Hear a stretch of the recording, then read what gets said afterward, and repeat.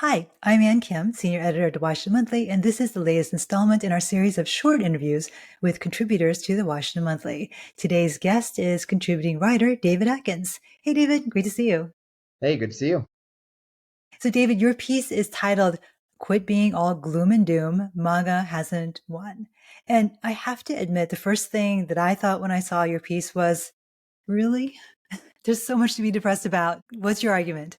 Yeah, no, I mean, the argument is basically, look, like they've done terrible things, and I really don't want to minimize the impact of what the Trump administration has done, especially to marginalized people.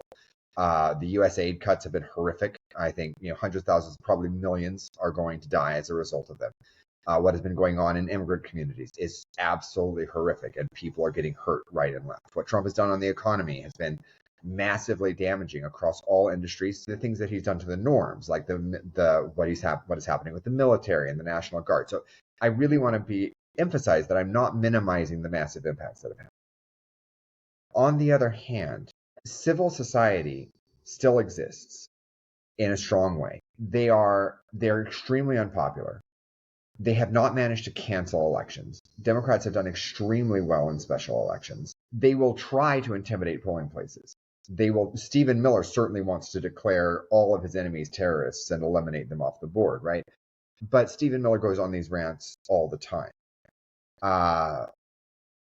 It's not entirely clear that they are going to be able to pull off the coup that they want to pull off if, as in most competitive authoritarian situations, and that's what we're probably looking like we're in right now, is a competitive authoritarian situation, we actually have an election. It is probably going to go very, very badly for Republicans. And they're extremely unpopular. Mm-hmm. Well, 2 weeks ago, I spoke with David Masiotra, right here in this space. And his piece, which you probably saw, was about the capitulation of big institutions that actually do make up civil society. And he was talking about big media, big law, big tech, you name it. And these are the institutions that control our access to information. They control our access to justice. MAGA does control at this point, and now we've got Bari Weiss, who's going to be the head of CBS News. So MAGA does control what so many Americans see, hear, think. Why are you still optimistic? Well, Anyway, this. I'm not optimistic about that about that situation. I've been shouting about the media environment for a very long time, and I think obviously Barry Weiss getting control of CBS, the capitulation that has happened around, Paramount and a lot of these other major institutions has been hugely unnerving. And I think that's one thing that most of us were surprised by, not the lengths to which the Trump administration would go. We sort of knew that, but by the folding that a lot of, corporate America, civil society did.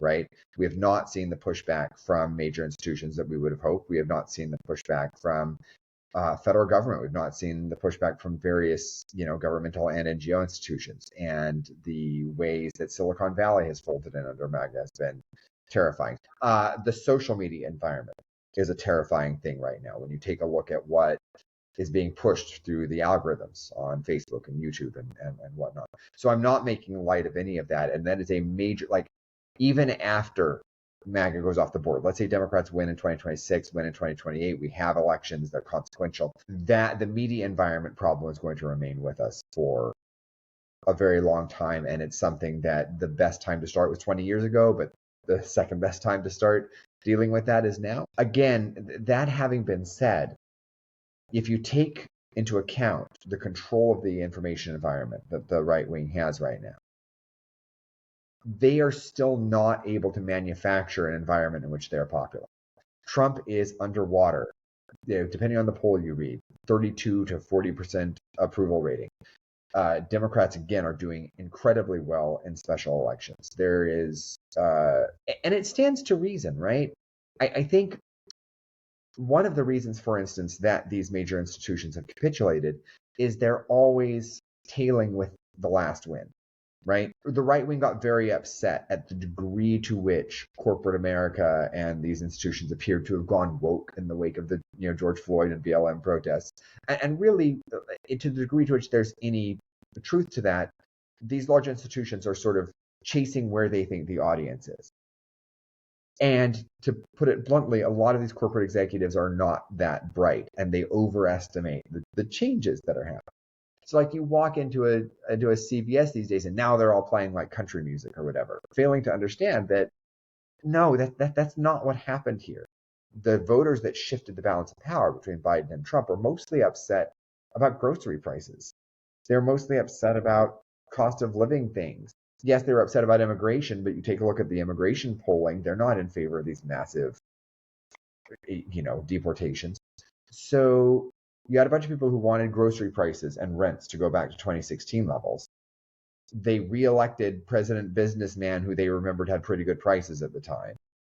And now there's this assumption, and the Republicans, remember, had to run away from Project 2025.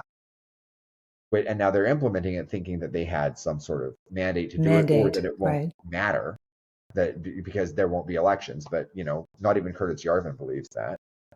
So, yeah, I mean, again, this all presumes that there will be some sort of free and fair election, right? And I've written about that, about the danger that if we don't stand up more strongly to the authoritarianism, if we lean into just economic issues and healthcare and grocery prices and don't stand up to the fascism, that there won't be elections. So that obviously is its own thing. But Hmm. if you assume, and if we can stand up and make sure that there are free and fair elections, even this control that they're trying to implement over the media environment, right, has not prevented them from being massively unpopular because, in fact, they're doing massive destruction to civil society and the economy, and people don't like it.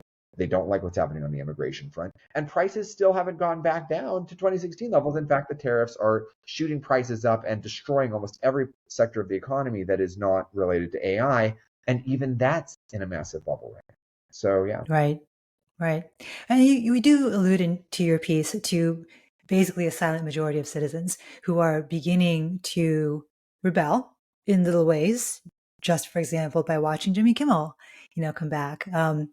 Uh, Despite all the corporate capitulation, the NFL decided to choose Bad Bunny, right, as the halftime performer this year. What other signs of rebellion do you see among ordinary people that do give you hope that this uprising against what they're seeing is going to come to pass? Well, I mean, you obviously see what people are doing in and around ICE raids, right? They're being, most people are being pretty careful because the administration is vindictive against anyone who even they can even like accuse of a shred of some sort of like physical interaction with ICE. But you see that people are mocking, people are protesting. Like the protests are enormous, as you already mentioned, Bad Bunny and Jimmy Kimmel. UCLA finally has like stood up. Harvard has stood up. You're seeing more institutions stand up, and you're starting to see, I think, a number of figures on the right. I alluded to Curtis Yarvin, but also others who are imagining a post-Trump world and wondering what this looks like on the other side. Obviously, you see Gavin Newsom and Governors Newsom and Pritzker in California and Illinois stand up really strongly. You're seeing Trump's own judges in many cases, like Immigrant recently, doing this. It's slow. It's starting because there was this initial shock and awe where people thought, oh, like this is the new thing and Trump is untouchable and he can do whatever he wants and all the rules are rewritten. But I think as we're in October now, and now we're basically a year out from the next midterms, people are starting to wonder, well, just how durable is this, thing that they are trying to build? And they haven't managed to consolidate this massively popular regime. And in fact, they're kind of bumbling idiots. Oh, you also saw the generals basically sit on their hands. No one was Right. clapping, right? So I think there's a sense in which, oh, maybe people are resisting and going to wait these people out. Stephen Miller makes these massive tirades, and of course they're terrifying because of how powerful he is, at least on paper. But to a large degree, they also kind of feel like a toddler screaming into the wind, too. So I don't know. We're in this uneasy space where people are kind of starting to feel like, oh, maybe we can actually resist this. Hmm. So ordinary citizens have three things that they can do. They've got the right to protest, they have the power of the pocketbook, they have the power of the ballot box. What do you recommend in practical terms right now that an ordinary citizen can do if they do not like what they are seeing? I mean, all of the above. Yeah, one thing that we haven't brought up here is the boycotts, right? So Target is feeling the Mm, pinch based on its anti-DEI thing. One of the huge things that brought the Jimmy Kimmel thing to bear was the boycotts of Disney products, and Disney felt the pinch there. They were already uncertain what to do with Kimmel. They made the wrong decision. The power of the purse was there, and I think one thing that's becoming clear, and the NFL doing this with Bad Bunny too, is that the right wing is trying to enforce a culture war through politics, which is ironic given Breitbart's, politics is downstream of culture. But they're trying to basically utilize the state as a bludgeon against institutions to enforce their cultural norms. And what a lot of these corporations, like, they don't want trouble, especially as Washington Monthly writes about, the monopolized environment makes it right. easy for the government to target them. On the other hand, these corporations still have a bottom line. They still have a customer they need to talk to. And MAGA is not the key majority customer. And we're starting to see that, not only just generally with these corporate decisions, but also people using the power of the pocketbook. So there's that. Obviously, elections, insofar as they are. If you've got a special election happening, get out and vote. A lot of people have felt like, oh, nothing will change. Kamala Harris wasn't my cup of tea or whatever, or maybe that nobody Democrats didn't do enough. I mean, I get that. On the other hand, I think it's beyond clear now that elections really do have consequences. Even if you view Team Blue as like the lesser evil, or you're not happy, like, clearly there are greater evils here, and you can stop greater evils, right? Obviously, what's happening in California with Proposition 50, essential. If you can't let one side cheat and gerrymander. I would love to have anti-gerrymandering nationwide, but as long Yeah. as you've got this, you can't unilaterally disarm. So if you're in California, Proposition 50 is coming up.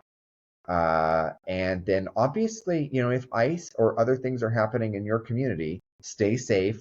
Don't don't put yourself in a position to be retaliated against by this administration. But you can document, you can stand in the way, you can be there to show that this is not wanted in your communities. And speak out. You speak out online, because they haven't managed to criminalize that yet, and it's Yes, illegal for them to try to criminalize that. So all that's of right. these things are helpful. All right. Well, thank you, David. I've been speaking with contributing writer David Atkins. His piece is titled Quit Being All Gloom and Doom, MAGA Hasn't Won. I'm Ann Kim, senior editor at Washington Monthly. Thank you for watching.